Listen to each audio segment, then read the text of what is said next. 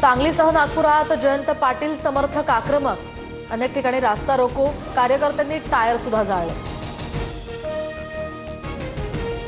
दबावानंतर सुद्धा जयंत पाटील पक्ष सोडायला तयार नसल्याने त्यांचा बाप काढण्याचा प्रयत्न। जयंत पाटलांच्या विधानाविरोधात या ठिकाणी संजय राऊतांचं वक्तव्य।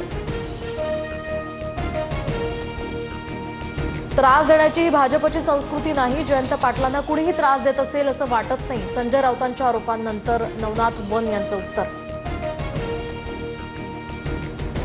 मुख्यमंत्री फडणवीसांकडून पडळकरांना समज, भविष्यामध्ये चांगला नेता व्हायचं असल्यास अशा प्रकारची विधानं करणं योग्य नाही, फडणवीसांचा पडळकरांना सल्ला। माझ्या घरी येऊन दाखवा, मग परत कसे जाता ते बघतो, संजय राऊतांचं राजेश मोरेंना आव्हान। तर राऊतांनी सांभाळून बोलावं, नाहीतर घरात घुसून मारू, राजेश मोरेंनी दिला होता इशारा।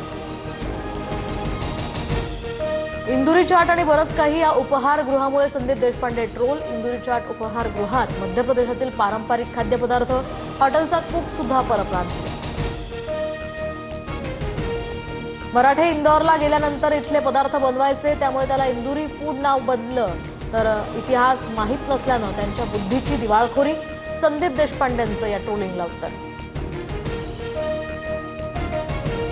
पोलीस प्रशासनावरील विश्वास कायम ठेवायचा असल्यास गोट्या गित्तेला अटक करून पुन्हा मकोका लावा, सामाजिक कार्यकर्ते विजयसिंग बांगर यांची माहिती। पंतप्रधान मोदींच्या हस्ते सागरी क्षेत्राशी संबंधित विकास कामांचं उद्घाटन आणि लोकार्पण। मुंबईच्या इंदिरा डॉक इथल्या आंतरराष्ट्रीय क्रूज टर्मिनलचं सुद्धा उद्घाटन करणार। एकूण 7,870 कोटींपेक्षा अधिकच्या विकास कामांचा यामध्ये समावेश। झोपडपट्टी पुनर्वसनात मिळालेली घरं 5 वर्षात विकल्यास लाभार्थ्यांकडून घराचा ताबा काढून घ्या, हायकोर्टाचे एसआरएला निर्देश।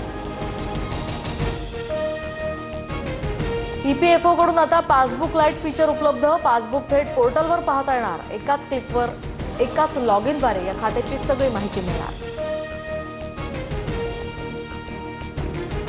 छत्रपती संभाजीनगरमध्ये मुसळधार पावसानं शेतकऱ्यांचं अतोनात नुकसान, शेतातील पिकं अक्षरशः जमीनदोस्त।